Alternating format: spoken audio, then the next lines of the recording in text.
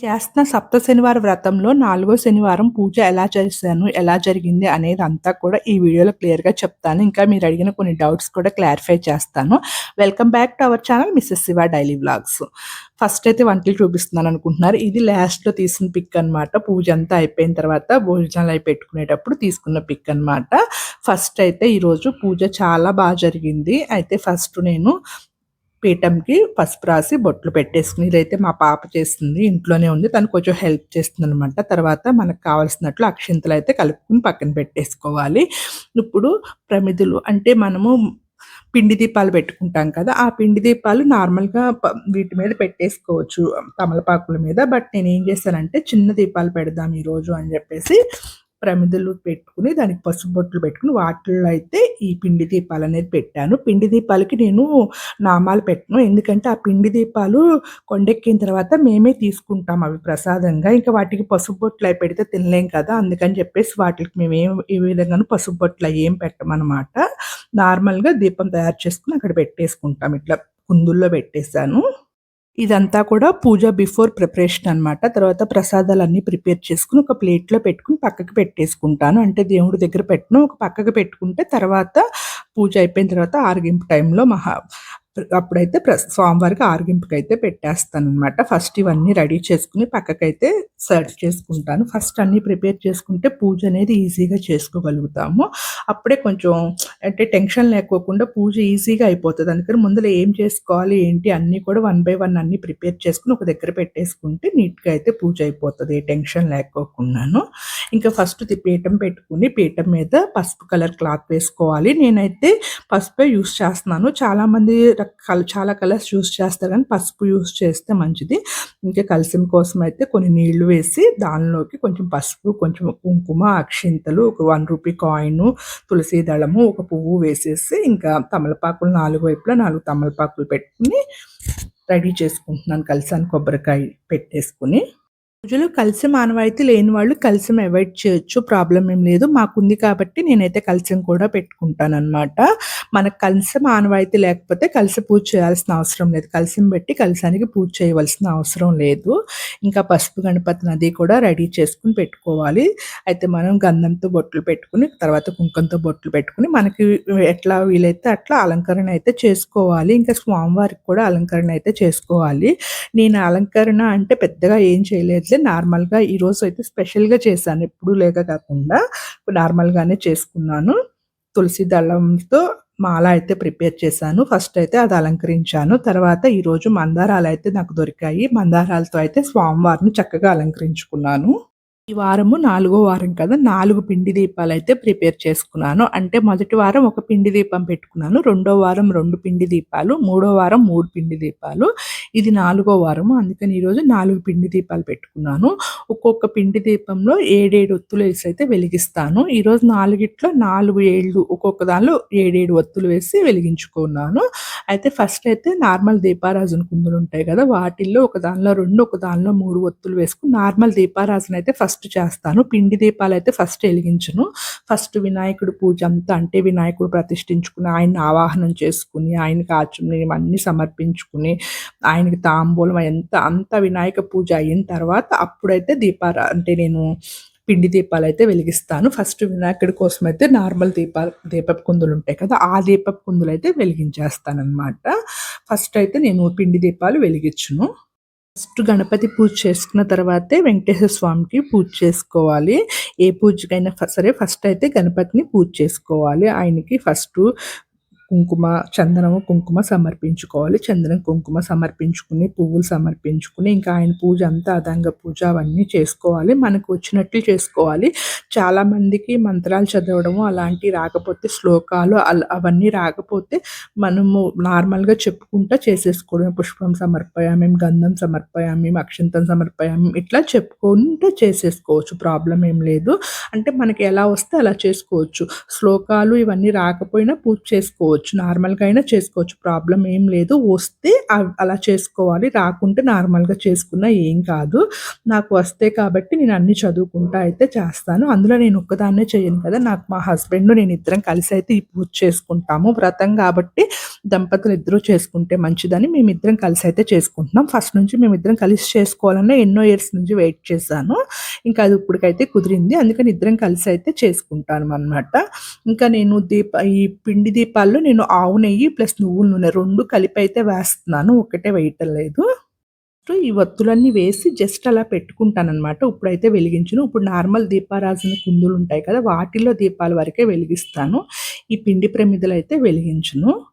అంటే చాలామంది ఏం జేస్తారంటే స్వామివారి దగ్గర ప్రసాదాలు అవన్నీ పెట్టేసి అప్పుడు పూజ చేస్తారు. అలా కాదు, ప్రసాదాలు అవన్నీ తయారు చేసుకొని పక్కన పెట్టేసుకోవాలి. పక్కన పెట్టుకొని అప్పుడు మనం పూజ స్టార్ట్ చేసుకొని స్వామివారికి అన్ని ఉపచారాలు చేసుకుంటే అప్పుడు నైవేద్యం వచ్చినప్పుడు నైవేద్యం సమర్పించుకోవాలి. తాంబూలం వచ్చినప్పుడు తాంబూలం సమర్పించుకోవాలి. తాంబూలం గూడా ఫస్టే స్వామివారి దగ్గర పెట్టేస్తారు. అలా పెట్టకూడదు. స్వామివారికి ఒక్కొక్క ఉపచారం అంతా చేసుకుంటా ఇది చేసుకోవాలనమాట. కొంచెం కన్‌ఫ్యూజ్ అయినా సరే డైలీ చేసుకుంటా ఉంటే అదే అలవాటయిపోతది. ఈ కాలంలో అయితే అందరూ చేసుకుంటున్నారనుకోండి. అందులో యూట్యూబ్ ఇవన్నీ ఉన్నాయి కాబట్టి అందరికీ అన్నీ తెలుస్తున్నాయి. కాకపోతే తెలియని వాళ్ళ కోసమయితే చెప్తున్నాను. తర్వాత నన్ను ఒక సిస్టర్ కామెంట్ చేశారు. సెకండ్ వీక్ పూజ వీడియోలోనో ఏదో వీడియోలో ఏమని కామెంట్ చేశారంటే, "నువ్వుల లడ్డూలు మనం తీసుకోవచ్చా?" అని కామెంట్ చేశారు. ఏం కాదు, మనం తీసుకోవచ్చు. మనకు తెలిసిన వాళ్ళకి ప్రసాదం కింద కూడా ఇవ్వచ్చు. ప్రాబ్లమ్ ఏం లేదు. పూజ అయిపోయిన తర్వాత తీసుకోవచ్చు. మనం తీసుకోవచ్చు. మన పక్కన వాళ్ళకి ప్రసాదంగా కూడా ఇవ్వచ్చు. బట్ నేనేం చేస్తున్నానంటే, నేను ఇప్పుడు స్వామివారికి ప్రసాదం ప్లేట్ ఉంటది కదా! నేను 7 రకాల ప్రసాదాలు పెట్టిన ప్లేట్ ఉంటది కదా! ఆ ప్లేట్‌ని అలాగే పెట్టుకుంటాను. దీపాలు కొండెక్కి నేను భోజనాలు పెట్టబోయే ముందల ఏమవుతదంటే, నాకు బసవన్న ప్లస్ గోమాత ఇద్దరు కలిసొస్తున్నారు ప్రతి వారము. ఇద్దరు కలిసొచ్చినప్పుడు ఏం చేస్తున్నానంటే, ప్లేట్‌లో ఉన్న 7 రకాల ప్రసాదాల్ని నేను ఒక విస్తరాకు తీసుకువెళ్ళి బయట పెట్టేసి, ఆ విస్తరాకులో ఈ ప్రసాదాలన్నీ కూడా పెడతా ఉంటాను వన్ బై వన్. అంటే 7 అరటిపళ్ళుంటాయి. ఫస్ట్ అరటిపళ్ళు 7 పెట్టేస్తాను. ఆ గోవులు, ఆ గోమాత, బసవన్న ఇద్దరూ తినేస్తారు. తినేసిన తర్వాత పాయసం పెట్టేస్తాను. చలిమిడి పెడతా, వడపప్పు పెడతాను. తర్వాత ఈ నువ్వులుండలున్నాయి కదా! ఇవి పెడతాను. నువ్వులుండలేంటంటే గోమాత తీసుకోదు. బసవన్న తీసుకుంటారు. ఎవరైతే ఏమైనా తీసుకుంటున్నారు కదా అని పెట్టేస్తా. అంటే నేను పెట్టిన ప్రసాదాలు అన్నీ కూడా స్వామివారు తీసుకోవాలన్న ఉద్దేశంతో పెడతా. మరి మీరు తీసుకోరా అంటే మేము తీసుకుంటాం. మేమేం చేస్తామంటే కొబ్బరికాయ కొడతాను కదా! పూజ అయిపోయిన తర్వాత ఆ కొబ్బరి నీళ్ళు తీసుకుంటాం ఫస్ట్ తీర్థంలాగా. తర్వాత పంచామృతం తీసుకుంటాము. దీపాలు కొండెక్కిన తర్వాత ఆ దీపాల ఉంటాయి కదా! అంటే పిండి దీపాలున్నాయి కదా! అవి కొండెక్కిన తర్వాత అవి కూడా ప్రసాదంగా తీసుకుంటాము. మేము తీసుకున్న ఇంకా మిగిలిందనుకోండి అప్పుడు అదైతే గోమాతకైతే పెడతాం. అంటే ఎంగిల్ చేయము. కొంచెం పక్కకు తీసుకొని తీసుకుంటాము. ఏంటి పిండి దీపాల్ని. ఇవి మేము తీసుకోంగా ఇంకా మిగిలి మాకెక్కువ అయిపోతే అప్పుడు గోమాతకు పెడతాం. మాక్సిమం అయితే పిండి దీపాలు మేము ప్రసాదంగా తీసుకోవడానికి ట్రై చేస్తామనమాట. అలా తీసుకుంటే మంచిది అని జెప్పేసి. పూజలో పిండి దీపాలే మెయిన్ కదా! అందుకని చెప్పేసి కంపల్సరీ ప్రసాదంగా అయితే స్వీకరిస్తాము. ఇంకా ఆ ఒత్తులుంటాయి కదా! ఆ ఒత్తులు అవన్నీ కూడా నెక్స్ట్ డే సండే రోజు మేము కృష్ణా నది మాకు కొంచెం దగ్గరలో ఉంటది. అంటే మేమున్న దగ్గరకు ఒక 40 మినిట్స్ డిస్టెన్స్ ఉంటదనమాట. ఒక 40 మినిట్స్‌లో వెళ్ళొచ్చు. అందుకని చెప్పేసి గౌరమ్మని అంటే పసుపు గణపతి చేసుకుంటాం కదా! ఆ పసుపు గణపతిని, పువ్వులు, ఇంకా తులసి మాలలు, తులసి దళాలు ఇవన్నీ కూడా మొత్తం అన్నీ కలిపేసేసి ఇంకా ఆ ఒత్తులు అవన్నీ కలిపి తీసుకువెళ్ళి కృష్ణానదిలో అయితే కలిపేసొస్తాం. ఏ వారానికి ఆ వారం అయితే కలిపేసొస్తాము. అలా వీలు కాకపోతే ఏదైనా పచ్చని చెట్ల మీద పడేసేయొచ్చు. అలా చేయొచ్చు. కాకపోతే నేనైతే నాకు ఇప్పుడు అవైలబిలిటీ ఉంది కాబట్టి ఇలా అయితే చేస్తున్నాను.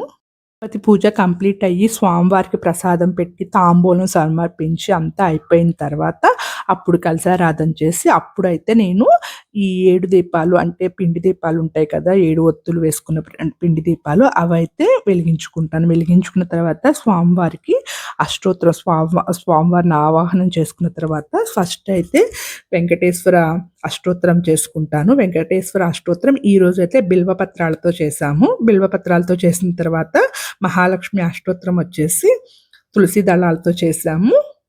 పద్మావతి అమ్మవారి అష్టోత్తరము, పువ్వులు, ఇంకా తులసి దళాలతో చేసాం. అవన్నీ లేకుంటే అక్షింతలతో అయినా చేసుకోవచ్చు, పువ్వులతో అయినా చేసుకోవచ్చు, తులసి దళాలతో అయినా చేసుకోవచ్చు అంతా పూజ అంతా కూడా. బట్ స్వామివారితో పాటు అమ్మవార్లను కూడా మనం కంపల్సరీ పూజించుకోవాలి. ఇదైతే గుర్తుంచుకోవాలి కంపల్సరీగాను. చాలామంది వెంకటేశ్వర స్వామిని ఒక్కళ్ళనే పూజించుకుంటారు. అలా కాదు, స్వామివారితో పాటు అమ్మవారిని కూడా కంపల్సరీ అయితే పూజించుకోవాలి. తర్వాత ఇంకా అష్టోత్తరం అంతా అయిపోయిన తర్వాత స్వామివారికి దీపధూప నైవేద్యం సమర్పించుకోవాలి. ఫస్ట్ నైవేద్యము నార్మల్ నైవేద్యమే సమర్పిస్తా. వినాయకుడు సమర్పించిన తర్వాత స్వామివారికి కూడా నార్మల్‌గా కొంచెం బెల్లం సమర్పించేస్తాను. సమర్పించిన తర్వాత ఇంకా లాస్ట్‌లో ఫైనల్‌గా మహానైవేద్యం అయితే సమర్పించుకుంటాను. స్టార్టింగ్‌లో అంటే మనం పూజ చేసుకుంటున్నప్పుడు నైవేద్యం సమర్పయామి అన్నప్పుడు బెల్లం ముక్కు, అరటిపళ్ళు ఏవైనా సమర్పించుకోవచ్చు. నేనైతే బెల్లం సమర్పిస్తాను. తర్వాత లాస్ట్‌లో ఇంకా వాళ్ళిద్దరికంటే వెంకటేశ్వర స్వామికి ముందల గణపతికి పూజ చేసినప్పుడు గణపతికి పూజ అంతా అయిపోయిన తర్వాత తాంబూలం సమర్పించి మంత్రపుష్పం సమర్పిస్తా. వెంకటేశ్వర స్వామికి కూడా పూజ అయిపోయిన తర్వాత తాంబూలము, మంత్రపుష్పం సమర్పించిన తర్వాత నార్మల్ ప్రసాదం అంటే బెల్లం అది సమర్పించుకున్నాక స్వామివారికి అన్ని సేవలు చేసుకుని హస్తవ ప్రక్షాళయామి, పాదవ ప్రక్షాళన అన్నీ చేసుకున్న తర్వాత ఆయన్ని క్షమార్హణ అంటే మనం ఏమైనా పూజలో తప్పులు అవి దొరుకుతాయి కదా, వాటిలన్నిటిని కూడా క్షమించమని అడిగి ఆత్మ ప్రదక్షిణ నమస్కారం అవన్నీ చేసుకుని సాష్టాంగ నమస్కారాలు అవి చేసుకున్న తర్వాత మహానైవేద్యం అయితే సమర్పించుకోవాలి. అప్పుడైతేను శుద్ధి చేసి తులసి దళాలతో వాటర్ చల్లుకుని తర్వాత స్వామివారికి అయితే సమర్పించుకుంటాను. అసలు అలా చేస్తున్నప్పుడైతే ఎంత ఆనందంగా ఉంటుందో. ఈ పూజ చేసుకున్న రోజు ఇంట్లో చూడండి ఇల్లంతా చాలా కళకళలాడుతూ ఉంటుంది. నేనైతే భోజనాలు అంటే ఎవరికి అంటే ఎక్కువేం పిలవట్లేదు. జస్ట్ నా ఫ్రెండ్ ఒక ఆవిడని పిలుస్తున్నాను. ఫస్ట్ టైం అయితే అంటే సెకండ్ వీక్లో ఆవిడ వాళ్ళ పిల్లల్ని తీసుకువచ్చారు. తర్వాత వీక్ నుంచి ఏం చేస్తున్నారంటే తను వస్తున్నారు, పిల్లలు స్కూల్ హాఫ్ డే లేట్గా వస్తారని చెప్పేసి తను తాంబూలం తీసుకుని భోజనం చేసుకుని తాంబూలం తీసుకుని వాళ్ళ పిల్లలకైతే లంచ్ అయితే ప్యాక్ చేసేసి ఇచ్చేస్తున్నాను. ఇంకా తను మళ్ళీ వెళ్ళి ఏం వంట చేస్తారు, ఎటు నేను చేస్తున్నాను కదా అని. ఈరోజు ఏం జరిగిందంటే మా ఇంటి దగ్గర వేరే ఇల్లు కడుతున్నారు బ్యాక్ సైడ్, దానివల్ల అంతా మట్టి పోసేశారు. ఈరోజు గోమాతలు ఏమి రాలేదు. అప్పుడు ఏం చేశానంటే అక్కడ ఇల్లు కట్టేటప్పుడు పని వాళ్ళు ఉంటారు కదా, వాళ్ళని అడిగాను పూజ చేసుకున్నాను ప్రసాదం తీసుకుంటారా అని. తీసుకుంటామన్నారు. ఇంకా ప్రసాదాలన్నీ కూడా ప్లేట్స్లో సర్దేసేసి చక్కగా వాళ్ళకైతే ఇచ్చేస్తా. చాలా హ్యాపీగా అనిపించింది. వండిని చాలా వరకు ఇచ్చేసాను, వాళ్ళకి పెట్టేశాను. చక్కగా వాళ్ళు తీసుకుని తిన్నారు. నాకైతే చాలా సంతోషంగా ఉంది. అంటే ఏదో ఒక విధంగా స్వామివారు అయితే ఆ ప్రసాదాలన్నీ స్వీకరించారు కదా అనిపించింది. అంటే ఎవరికైనా పెడితే మంచిదే కదా. ప్రతి వారం అయితే గోమాత, బసవన్న ఇద్దరు వస్తారు. ఈ వారం అయితే ఇట్లా ఇల్లు కట్టే వెనక పని వాళ్ళు ఉంటే వాళ్ళందరికీ కూడా ఇవన్నీ ఇస్తే హ్యాపీగా తీసుకున్నారు వాళ్ళైతేను.